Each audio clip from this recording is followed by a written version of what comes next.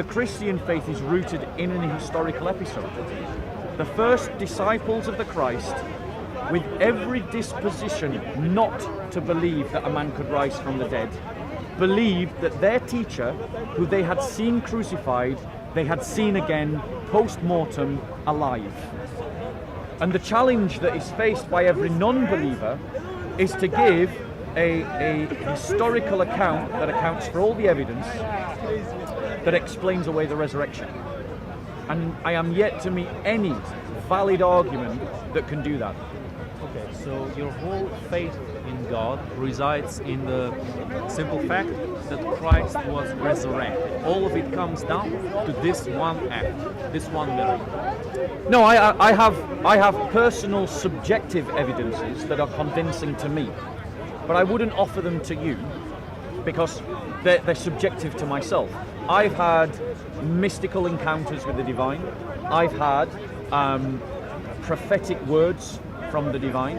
I have communed with the divine. I had prayers answered.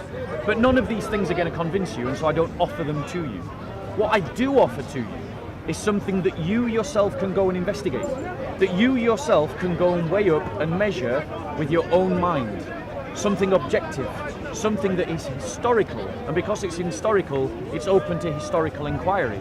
And I simply invite you to do so and to follow the evidence wherever it leads.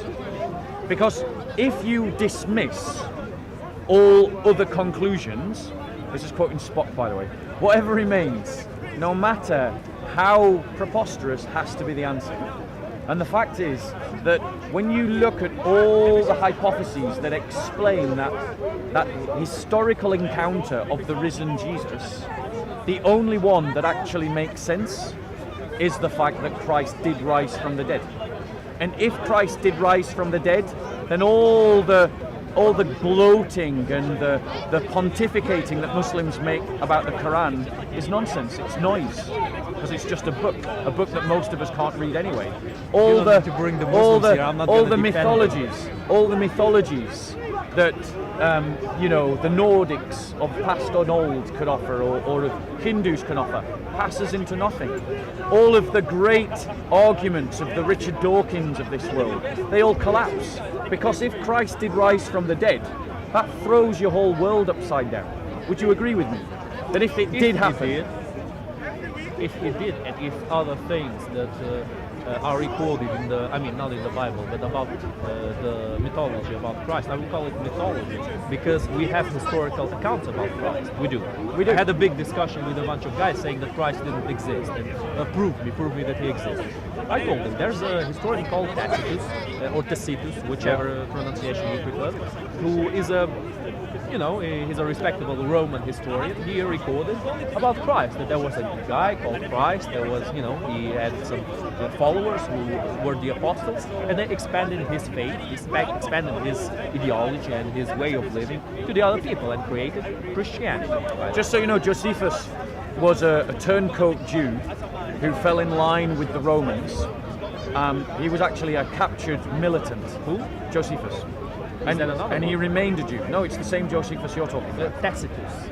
I'm sure it's Josephus, but I'm happy to be corrected. Maybe I'm wrong. Someone can Google it and stick it on YouTube. It's Tacitus. I think it's Josephus, but you might read it Tacitus again. But either way, Tacitus, Josephus. The fact of the matter is, as you're obviously aware, is that the Christian faith has many of its core doctrines supported by other historians who are themselves not Christian. Yeah, but the thing is, that's where the difficult part comes, because there are historical records of Christ. Everybody with some historical knowledge agrees that there was a man called Christ. He existed. He created what we know now as Christianity. Kind of. He didn't create exactly this kind of Christianity, but he started. He was the guy who started it all.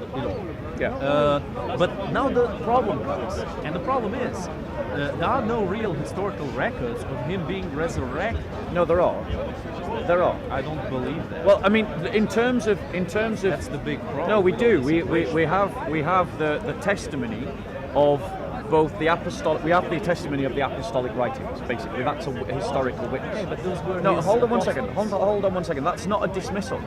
It is too complacent and too lazy of you to simply say that historical evidence, which confronts me with a truth that I would much rather not accept, is not historical evidence. That's very lazy thinking. Okay, fair enough. One second. When a historian approaches a historical question, they look at all the historical evidence. Yeah. So when when historians look at the crimes of Nazi Germany, they don't just look at the testimonies and accounts of all the Jews and all the people that suffered under the Nazis. They look at all the Nazi documents.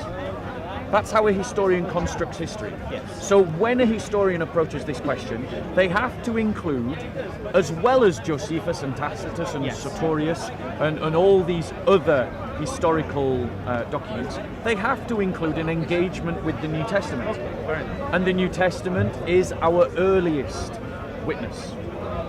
The letters of Paul predate the Gospels, and the Gospels predate everything else. And their testimony is clear. Christ was crucified, Christ rose again, Christ will come again. Now, the come again is not a historical question, so we can't deal with it like history. That is a matter of personal belief. But in terms of history, we have to look at why this community, this first community, believed that a man that everyone accepted had died, including Josephus and Tacitus, suddenly they're going around proclaiming that he had risen again. Why? That's the whole point of the Gospel of Mark, was to prove that the Messiah could suffer and rise again. That's what the Gospel of Mark teaches, and that's our first Gospel. And it's repeated again in Matthew, Luke, and John. So what was it that took those first Jewish believers to believe that Christ was the Messiah, that Christ had died on a cross, and that he had risen again? Bearing in mind that they had every predisposition culturally not to accept a suffering Messiah, and certainly not to accept that an individual could rise again. Yep. So that's my question to you. What could convince that first people? The first people. The first. Not me, because I could just believe because someone else tells me to believe. So I'm not talking about me. I'm not even talking about the second generation of Christians who will believe just because the apostles tell them. I'm asking you, what could convince the apostles that their teacher, who they had seen die, had risen again, and that they'd seen in post-mortem? Well, I think we can all agree that Jesus was a very charismatic figure in history.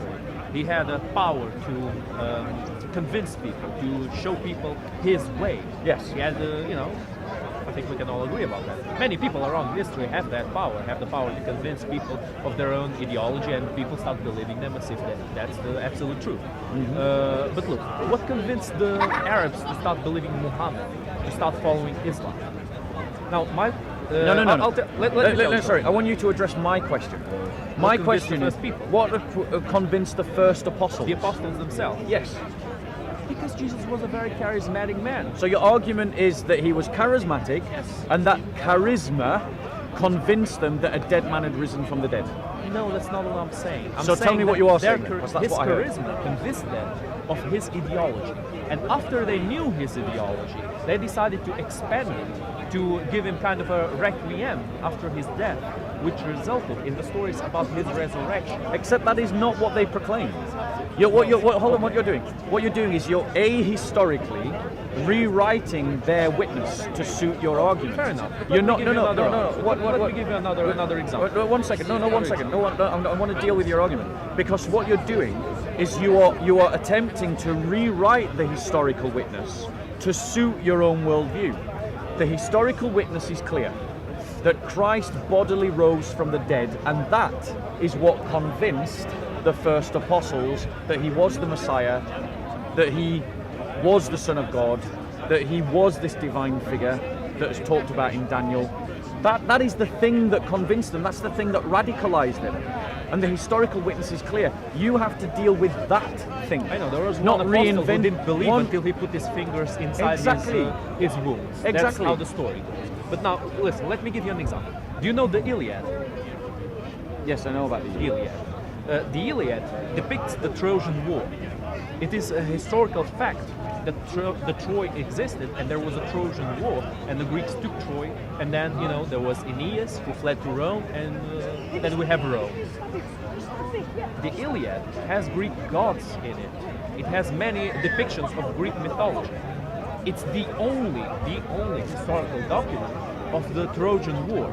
And yet we know that the Trojan War happened because there's archaeological proof that it happened. There's leftovers of Troy. There's leftovers of the culture. There are many things that prove that it existed. Now, my question to you is: should we believe what was said in the Iliad, word by word, that every single miracle done by the Greek gods actually happened?